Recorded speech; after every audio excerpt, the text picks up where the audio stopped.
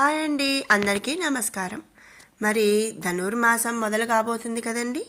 మనకు ధనుర్మాసం అనగానే గుర్తు వచ్చేది రంగురంగుల రంగవల్లిలు, గొబ్బెమ్మలు, అలాగే ధనుర్మాస వ్రతం ఇవన్నీ కూడా మనకి గుర్తు వస్తాయి. మరి ఈ ధనుర్మాసం విష్ణుమూర్తికి ఎంతో ప్రీతికరమైన మాసం. అసలు ధనుర్మాసం ఎప్పుడు మొదలవుతుంది, ఎప్పుడు ముగుస్తుంది, అలాగే ఈ ధనుర్మాసం యొక్క ప్రాముఖ్యత ఏమిటి, ఈ ధనుర్మాసంలో ఏం చేయాలి, ఎలా పూజ చేయాలి, చేయటం వల్ల కలిగే ఉపయోగాలు ఏమిటి అనే ఎన్నో మంచి విషయాలను మనం ఈ వీడియోలో అయితే తెలుసుకుందాము. ఇక దక్షిణాయనానికి చివర, అలాగే ఉత్తరాయణానికి ముందు ఉండేదే ఈ ధనుర్మాసం. మరి మనందరికీ తెలుసు, సంవత్సరంలో 12 నెలలైతే వస్తాయి. మరి ఈ ధనుర్మాసం ఎప్పుడు వస్తుంది అనే విషయానికి వస్తే, మార్గశిర మాసం పౌర్ణమి తర్వాత వచ్చే పాడ్యమి రోజు నుంచి పుష్యమాసం భోగి పండగ వరకు కూడా మనకు ధనుర్మాసం అనేది వస్తుంది. ఈ ధనుర్మాసం డిసెంబర్ 16వ తారీఖు మొదలవుతుంది. అలాగే సంక్రాంతి నెలలో భోగి రోజుతో మనకు ఈ ధనుర్మాసం అనేది పూర్తి అవుతుంది. ఇక ధనుర్మాసం అంటే దివ్య ప్రార్థనకు అనువైన మాసం అని అర్థం. ధను అనగా దేనికోసం ప్రార్థించడం అనే అర్థం దృష్ట్యా ఈ ధనుర్మాసం అత్యంత విశిష్టమైనది. ధనుర్మాసం తెలుగు సంస్కృతిలో ఒక భాగం. అలాగే దేవాలయాల్లో జరిగే ఆగమశాస్త్ర కైంకర్యాల్లో స్థానిక ఆచార వ్యవహారాలు, ఇతర సంప్రదాయాలు కలిసిన అంశాలలో ఈ ధనుర్మాసం ఒకటి. ఇక ధనుర్మాసంలో నిజానికి ఆండాళ్ పూజ, తిరుప్పావై పఠనం, గోదా కళ్యాణం ఇవన్నీ కూడా చేస్తారు. ఇవన్నీ కూడా ద్రావిడ దేశ సంప్రదాయమని మన పెద్దలు తెలియజేశారు. ఇక ధనుర్మాస కాలంలో తిరుమల శ్రీవారి ఆలయంలో సుప్రభాతానికి బదులుగా తిరుప్పావై పఠనం చేస్తారు. అలాగే సహస్రనామార్చనలో తులసికి బదులు బిల్వపత్రాలతో పూజ చేస్తారు. మరి ఈ ధనుర్మాసం ఉభయ సంధ్యల్లో ఇంటిని శుభ్రం చేసి దీపారాధన చేయటం వల్ల మహాలక్ష్మి అనుగ్రహం లభిస్తుంది. దరిద్రం తొలగి అష్టైశ్వర్యాలు సిద్ధిస్తాయి. అలాగే విష్ణు ఆలయాల్లో ఉదయం అర్చన తర్వాత ప్రసాదాన్ని నివేదించి వాటిని పిల్లలకు పంచుతారు. దీన్నే బాలభోగమని అంటారు. ఇక అసలు ధనుర్మాసం ఎప్పుడు వస్తుంది అనంటే, సూర్యుడు ధనుర్రాశిలో ప్రవేశించిన రోజు నుంచి మకర రాశిలోకి ప్రవేశించే వరకు కూడా ధనుర్మాసం అనేది కొనసాగుతుంది. అంటే భోగి ముందు రోజు వరకు కూడా ధనుర్మాసం అనేది ఉంటుంది. ఇక ఈ నెల రోజులు విష్ణు ఆలయాల్లో పండుగ వాతావరణం నెలకొంటుంది. మార్గశిర పౌర్ణమి తర్వాత వచ్చే పాడ్యమి నుంచి వైష్ణవులు ధనుర్మాస వ్రతానికి శ్రీకారం చుడతారు. విష్ణుమూర్తికి ఎంతో ప్రీతికరమైన మాసం ఈ ధనుర్మాసం. ఇక గోదాదేవి మార్గళీ వ్రతం పేరుతో ధనుర్మాసంలో వ్రతాన్ని చేపట్టి నారాయణుని కొలిచింది. ధను సంక్రమణ రోజు నదీ స్నానాలు, పూజలు, జపాలు చేయటం ఎంతో మంచిది. వైష్ణవ సూర్యాలయాలను కూడా సందర్శించటం శుభప్రదం. ఈ ధనుర్మాసం నెల రోజులు బ్రహ్మ ముహూర్తంలో పారాయణం చేసిన వారు దైవానుగ్రహాన్ని పొందుతారని శాస్త్రాలు ఘోషిస్తున్నాయి.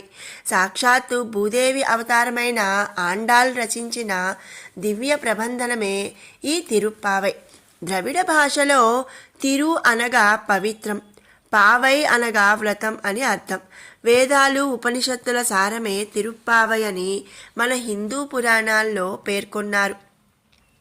ఇక ఈ మాసంలో శ్రీ మహావిష్ణువును మధుసూదనుడు అనే పేరుతో పూజించి మొదటి 15 రోజులు చక్కెర పొంగలి లేదా పులగం నైవేద్యంగా సమర్పించాలి.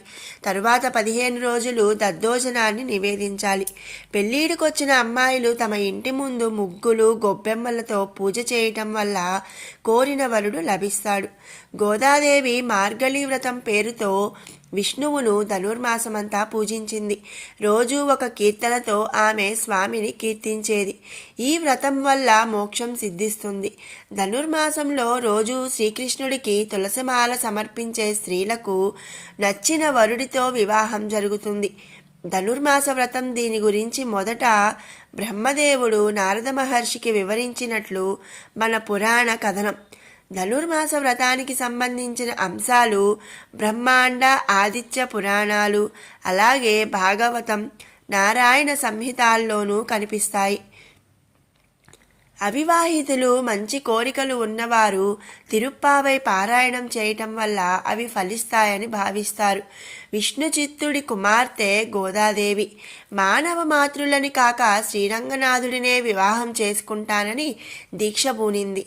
ఆమె ధనుర్మాసంలో వేకువనే లేచి నిత్యం విష్ణువుని పూజిస్తూ తన అనుభూతిని, భావాలన్నీ ఒక పద్యం అనగా ఒక పాసురం రూపంలో రచించేది. అలా 30 రోజులు 30 పాసురాలను ఆ మాసంలో రచించి వాటిని విష్ణువుకు అంకితం చేసింది. ఆమె భక్తికి మెచ్చిన విష్ణువు ప్రత్యక్షమై ఆమెను శ్రీరంగం రమ్మని అంటాడు. ఆమె ఈ విషయాన్ని తన తండ్రికి చెప్పడంతో ఆయన గోదాదేవిని తీసుకొని శ్రీరంగం చేరుకుంటాడు. రంగనాథ స్వామితో వివాహం జరిగినంతనే గోదాదేవి ఆయన పాదాల చెంత మోకరిల్లి స్వామిలో అంతర్లీనమైపోతుంది. ధనుర్మాసంలో వివాహాలు జరిపించరు. ఎందుకు అంటే రవి ధనస్సు రాశిలోకి ప్రవేశించి మకరంలోకి వెళ్ళే సమయమే ఈ ధనుర్మాసం. ధనస్సు మీనంలో రవి ఉన్నప్పుడు, సూర్యుని రాశి అయిన బృహస్పతిలో ఉన్నప్పుడు ఏ శుభకార్యాన్ని కూడా నిర్వహించకూడదు. కేవలం పండుగ వాతావరణంలో అంతా సంతోషంగా ప్రశాంతంగా ఉండగలుగుతారు. ఈ మాసంలో ఎక్కువ సూర్య నమస్కారాలు చేస్తారు. ఇంకా విష్ణుమూర్తిని నిత్యం వేకువనే పూజిస్తారు. ఇలా చేయటం శుభప్రదం. ఇక గొబ్బెమ్మలు ఎందుకు పెడతారు? ఇంటి ముందు వేసే ముగ్గులు గొబ్బెమ్మలు పెట్టి వాటిని బియ్యపిండి, పసుపు, కుంకుమ పూలతో అలంకరించి పూజలు చేస్తారు. లక్ష్మీ రూపంలో ఉన్న గొబ్బెమ్మలను పూజించడం వల్ల మంచి జరుగుతుంది.